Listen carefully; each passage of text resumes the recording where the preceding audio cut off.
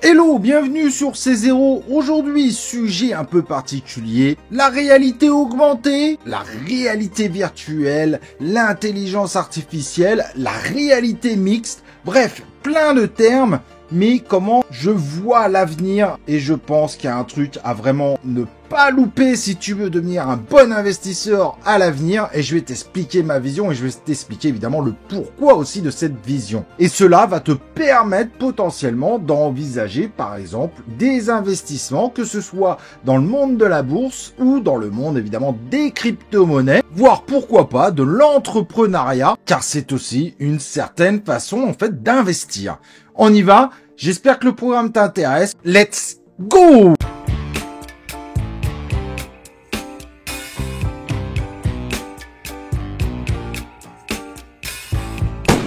Donc, comme je disais dans cette vidéo, je vais te partager ma vision de comment je vois un très gros truc à l'avenir. Quand je vois un certain nombre de technologies qui évoluent, il y a un mix qui me paraît juste évident. Vraiment, je te le dis directement, évident. Et donc, avant évidemment de te partager ma vision, n'oublie pas de t'inscrire sur la chaîne YouTube pour recevoir l'ensemble des vidéos dimanche et mercredi 17h et les lives du vendredi soir sur la chaîne C0 Live, 22h minuit le vendredi. Et en termes d'actualité, tu as les Twitter français, anglais pour avoir toutes les actualités importantes évidemment de l'univers de l'investissement, crypto, bourse, etc., etc. Alors que nos amis de chez Google ont abandonné dernièrement les Google Glass, c'est la deuxième fois, donc rien ne nous dit que le projet va pas reprendre une troisième fois. Malgré tout, on voit de plus en plus de lunettes connectées avec différentes fonctionnalités, dont certaines qui commencent à amorcer la réalité augmentée, à des prix finalement acceptables pour le grand public. Mais il est vrai que finalement, on en entend assez peu parler. Je sais pas si tu connais des amis qui ont ça. Évidemment, ce qui est un petit peu plus connu dans notre univers, ce sont les casques virtuels avec évidemment l'Oculus Quest relativement connu, le Meta Quest Pro, on a également le PlayStation VR. Bref, comme tu peux voir, évidemment, il y a plein de solutions. Et là, sur le coup, c'est un petit peu plus populaire, mais on est encore très loin, évidemment, d'avoir conquis un grand nombre d'utilisateurs. On est plutôt sur une petite niche. Évidemment, rien à voir avec la réalité augmentée. Les casques en VR, la VR, c'est d'être intégralement isolé dans un autre univers, et c'est ce qui amène certains à parler de ce fameux métaverse. En réalité, cette notion de métaverse est relativement ancienne. On avait Second Life qui le faisait plus ou moins. Et si tu prends un GTA, finalement, il y a une notion de métaverse derrière. Et le monde de la crypto-monnaie, lui, s'est lancé sur des projets comme Decentraland, qui est utilisable en bêta depuis quelques temps maintenant, mais qui, pour être honnête, n'attire pas spécialement les foules. D'ailleurs, on se trompe pas, c'est pour ça que le token est passé de plus de 5 $ à aujourd'hui 34 centimes. Malgré tout, il reste quand même 57e avec un market cap de 639 millions. Quelques tokens ne sont pas encore en circulation, mais globalement, on est sur un chiffre assez haut. L'inflation reste minime en inflation possible. Évidemment, de l'autre côté, on va parler de son concurrent direct, notre fameux Sandbox, projet français par ailleurs, et qui arrive à faire un certain nombre de partenariats. Mais pareil, ça ne prend pas.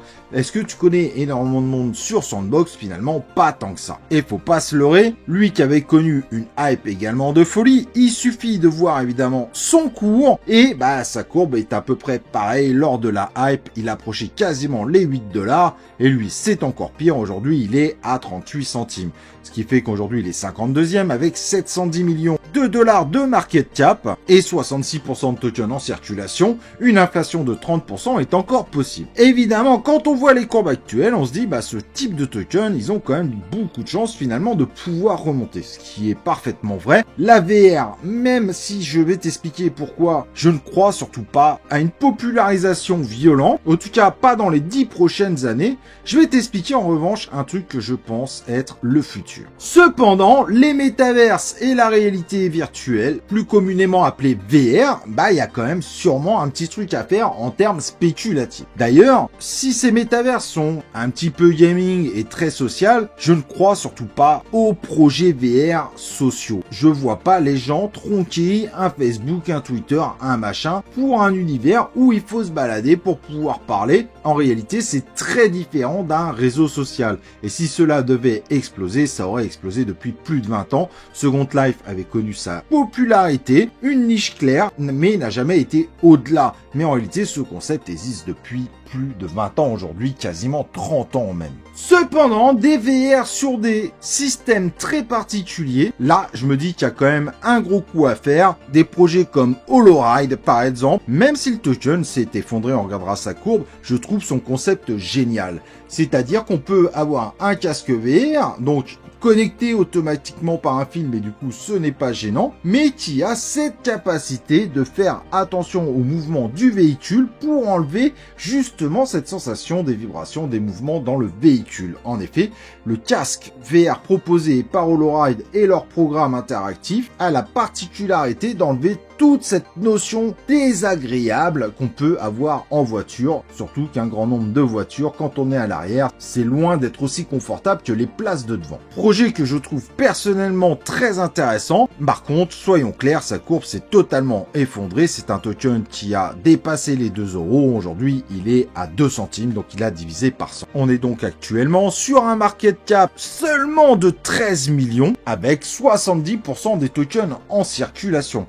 Là, je pense que c'est un projet, il suffirait pas de grand chose pour que le token explose, et quand tu es à 13 millions, je te laisse imaginer ta capacité, ton boulevard, pour monter à des niveaux tels que par exemple Decentraland ou Sandbox. Ça me paraît être un investissement, certes risqué, mais beaucoup plus intéressant. Sachant que derrière, de plus en plus de constructeurs automobiles s'intéressent de très près à HoloRide pour proposer cet outil directement dans l'offre en mode option par exemple. Et ceux qui ont tout tué, tout simplement, c'est Apple. Ils arrivent juste parfaitement au bon moment. Et attention, ils ont décidé d'entrer dans le game avec un outil très particulier, donc le Vision Pro. Pas du tout avec un objectif de toucher Monsieur Tout-le-Monde, mais qui devrait amener Apple dans quelques années à toucher Monsieur Tout-le-Monde.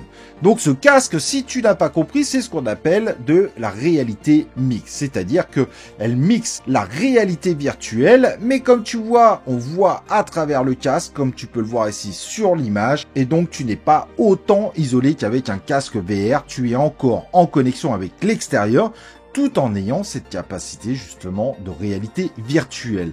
Mais au-delà de la réalité virtuelle, du coup, tu as la possibilité également de faire de la réalité augmentée. Alors certes, le produit fait malgré tout 300 grammes, ça peut paraître assez peu, mais certaines personnes nous disent malgré tout que cela devient fatigant avec le temps. Cependant, il propose une nouvelle vision de comment on pourrait travailler, visionner, etc., etc.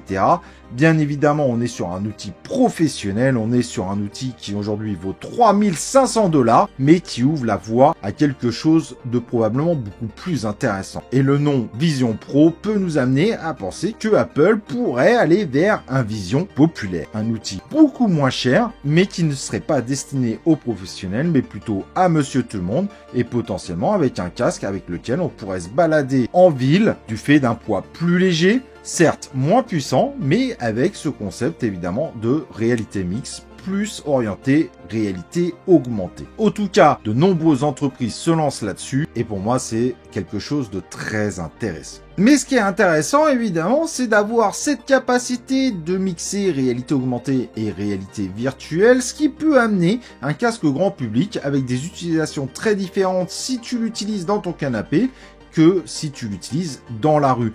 Dans la rue avec évidemment une orientation réalité augmentée. Et beaucoup me disent, bah oui, mais moi j'ai déjà mon téléphone et tout. Oui, mais à l'époque, le téléphone n'était pas utile, on avait des cartes. Mais aujourd'hui, c'est quand même plus pratique d'avoir un GPS directement intégré. Et demain, ça sera encore plus pratique si tu n'as même plus besoin de sortir de ton téléphone, que tu marches et que par exemple, tu as des flèches qui s'affichent directement, discrètement sur ton écran sans obstruer la vision. Autre exemple de ce qui pourrait révolutionner nos vies, on pourrait très bien en voiture, tout le monde n'a pas l'option pour afficher un certain nombre d'éléments sur la vitre, on pourrait très bien avoir par exemple une vision des angles morts quand cela est nécessaire directement dans un coin du casque avec d'éventuelles indications, vitesse, GPS en mode réalité augmentée. Évidemment, tu imagines bien que c'est quand même beaucoup plus confortable que de devoir regarder son téléphone qui est positionné légèrement en bas à droite ou sur un côté de la vitre et ça obstrue beaucoup moins notre vision. Donc il y a vraiment des grosses possibilités. Et par exemple, si tu opères un patient, tu vas pas l'opérer avec une main, avec un téléphone. Tu pourrais très bien avoir ce type de casque. Là, on serait plutôt sur le Vision Pro avec des indications qui pourraient être données, par exemple, par un autre chirurgien beaucoup plus expert que vous sur certaines opérations, mais ce qui permettrait d'éviter qu'il se déplace et donc d'avoir des gens qui puissent faire une opération à 10 000 km mentorés par un autre expert.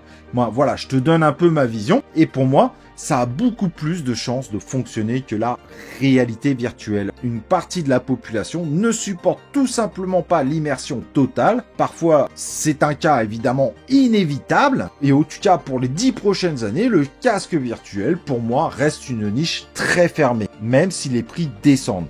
Alors que des lunettes qui n'obstruent pas la vision, mais qui te permettent d'avoir beaucoup d'informations supplémentaires, comme quelques exemples que je t'ai cités, pour moi, on va au-delà. Et là, on pourrait vraiment populariser un outil. Et j'oublie quelque chose avant de te dire quelques investissements intéressants, bien que je t'ai donné déjà quelques tokens dans le monde de la crypto, mais tu verras qu'il y a des choses en bourse très intéressantes. Et on pourrait se dire, et s'il y avait également les prompts, comme ici on l'a évidemment avec Hopla de Carrefour, on peut le tester en live. Par exemple, je vais lui dire, peux-tu me proposer un menu pour 7 jours de la semaine pour moi, ma femme et ma fille, pour le midi, le soir et le matin. Évidemment, j'envoie et là, il va me faire une proposition. Ça peut paraître bête, mais cet outil est juste fabuleux. Je trouve ça totalement génial. Aujourd'hui, le seul défaut, c'est qu'évidemment, il faut écrire avec ses mains. Et là, il me demande si je veux les ingrédients. Je lui dis oui. Je sais pas si vous avez déjà testé. Donc là, hop, il est en train de préparer tout ça. Et ce qui est très marrant, c'est que derrière, il va me créer automatiquement la commande qui est nécessaire pour pouvoir appliquer l'ensemble de ce menu pour le midi, matin et soir pour une semaine. Et tu vois là, acheter produit, hop, et il me crée mon panier directement. Et cette utilisation proposée par Carrefour, pour moi, est très astucieuse. Le fait de faire ses courses en ligne, on a vite compris que c'était toujours très chiant. C'était parfois même plus long que d'aller dans un magasin. Donc finalement, ils ont trouvé la formule pour accélérer très rapidement cette capacité de faire les courses si évidemment tu es ouvert à ce type de proposition. Et donc à présent, j'ai l'ensemble de mon panier qui est réalisé pour pouvoir faire l'ensemble du menu proposé. Il me suffit évidemment d'ajouter au panier, d'acheter et c'est plié. Je vais recevoir ma commande. L'idée évidemment n'est pas de te faire de la pub pour Carrefour, c'est juste pour te montrer à quel point le concept de prompt, ce n'est pas un moteur de recherche avancé, c'est un agent virtuel. Et cet agent virtuel, avec la voix, il sera très rapidement possible de faire l'équivalent, mais directement dans la rue avec évidemment tes lunettes avec réalité augmentée. Tu pourras marcher par exemple dans le magasin et dire est-ce que tu peux me donner l'aspect nutritionnel de ce produit et savoir si ça convient à mon régime que je t'ai expliqué précédemment. Et il te donnera un certain nombre de réponses, voire des recommandations. Et ça, pour moi, c'est juste l'avenir. Et ça sera évidemment beaucoup plus simple que d'aller utiliser son téléphone et beaucoup plus agréable. Mais pour tous ces prompts, pour cette intelligence artificielle, pour qu'elle se mixe avec évidemment la réalité augmentée, pour moi, ce qui sera le plus populaire, c'est AI plus AR, donc intelligence artificielle qui alimentera la réalité augmentée, beaucoup plus pour moi que la réalité virtuelle, bien que ça bénéficiera évidemment également probablement à la réalité virtuelle pour un certain nombre de projets, mais je pense que c'est surtout l'intelligence artificielle qui va exploser et également la réalité augmentée avec les nouveaux outils qui arrivent. Et le positionnement d'Apple est très intéressant de commencer de partir par les pros pour aller vers une popularisation d'un outil dit non pro, mais qui ira vers un outil plus réalité augmentée, mais avec un espace suffisant, évidemment, pour afficher suffisamment d'informations intéressantes sachant qu'aujourd'hui, les résolutions commencent à s'améliorer considérablement. Mais tout ça nécessite énormément de puissance. Et les seuls qui sont capables de fournir des masses de serveurs pour pouvoir gérer ce type de choses, ce sont les GAFA. C'est Amazon, Microsoft Azure, Google Cloud. Et les GAFA, à eux seuls, sont 78% du marché. Et donc forcément, si ils sont en train de se louper sur un certain nombre de projets, ils ont déjà bien nettoyé les effectifs, je peux te garantir qu'ils sont pas prêts de disparaître. Car pour ce type d'évolution future, ils vont juste être indispensables. Et pas forcément qu'au niveau de l'intelligence artificielle, mais surtout de ce qui donne la capacité de la mettre en place. C'est un petit peu comme les chercheurs d'or, c'est pas ceux qui cherchaient de l'or qui gagnaient le plus, c'est ceux qui vendaient les pelles. Car sans pelles, c'était impossible d'aller chercher de l'or. Certes, ce sont des valeurs assez hautes aujourd'hui, mais ce sont des valeurs qui sont en train de renforcer leur position et il y a peut-être des bonnes choses à faire. En tout cas, ça devrait être plus performant qu'un livret A. Mais si tu es plutôt fan de l'univers crypto-monnaie, le projet le plus prometteur autour de cet univers, c'est évidemment RNDR, j'en ai déjà parlé, donc Render Token, qui permet de faire de la distribution de GPI en mode décentralisé.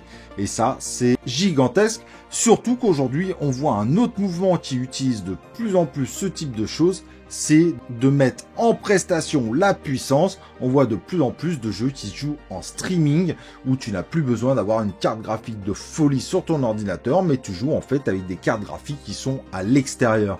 PlayStation, par exemple, le propose, certes encore dans un des abonnements les plus chers, mais on voit bien que le système d'abonnement est en train de monter en popularité avec le temps, et les prix devraient baisser très rapidement dans ce secteur. Render Token est juste un pur bijou. Certes, par rapport à certains projets que je t'ai présentés, il est quand même à 700 millions de market cap. Il faut pas se mentir là-dessus. Seule la moitié des tokens sont en circulation. Mais malgré tout, il y a quand même un gros coup à faire dessus. C'est un token plutôt solide. Je vais pas te refaire tous les projets intelligence artificielle. Va voir mes anciennes vidéos sur le sujet. Mais par contre, un autre projet qui est encore très bas, qui s'est d'ailleurs bien écroulé puisqu'il est passé à 3,50 $. Il a divisé par 10, il est à 35 centimes. C'est le fameux OVR et qui lui est un des rares projets crypto-monnaie qui s'intéresse à la réalité augmentée. Pas que, mais là on est bien spécifique sur la réalité augmentée. Et je pense qu'il y a beaucoup de gens qui sont en train de louper quelque chose. Oui, il y a une très grosse hype possible. Personnellement, la VR, il peut y avoir une hype, mais je ne pense pas qu'elle va être terrible. Oui, les tokens pourront monter, mais je crois surtout que c'est la réalité augmentée qui pourrait beaucoup plus impressionner.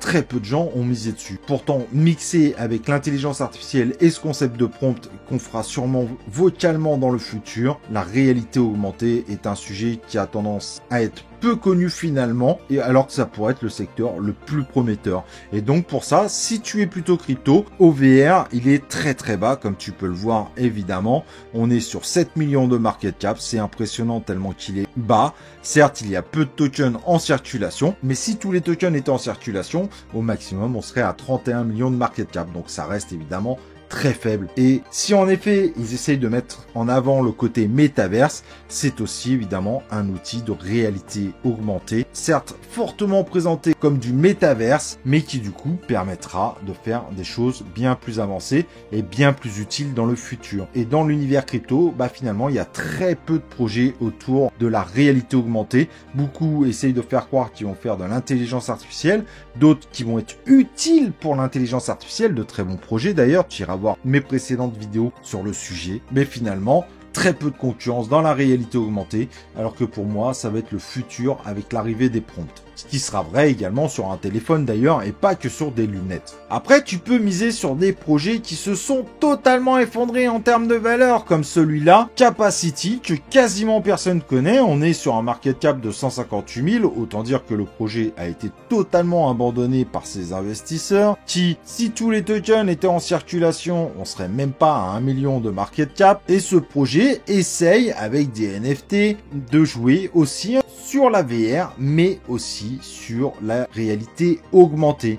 Donc attention, peut-être un projet certes extrêmement risqué en termes d'investissement, mais peut-être à surveiller malgré tout. Et en bourse, tu peux également trouver des entreprises très axées sur évidemment ce type de sujet comme C3AI, Et quand tu vois sa courbe sur un an, c'est plutôt joli, surtout pour de la bourse. Et comme tu vois, même en bourse, il y a des bons coups à faire. Clairement, l'intelligence artificielle, il y aura une hype qui va revenir, mais commence à regarder du côté de la réalité augmentée, surtout que on voit bien qu'Apple essaye de pousser aussi en ce sens. Personnellement, je crois beaucoup plus à la réalité augmentée qu'à la réalité virtuelle. À toi de voir, bien évidemment. J'espère évidemment que cette vidéo t'a plu, que ça t'a donné un certain nombre d'informations. J'ai essayé de te donner différents types d'investissements, ma vision pour le futur, j'espère qu'elle te plaira. Si elle te plaît pas, y a pas de souci. Tu peux penser que je me trompe totalement et n'hésite pas à partager en commentaire, mais évidemment en respectant nos avis respectifs. Et avant de partir, n'oublie pas évidemment le like sur la vidéo et on se retrouve pour une prochaine vidéo de C0.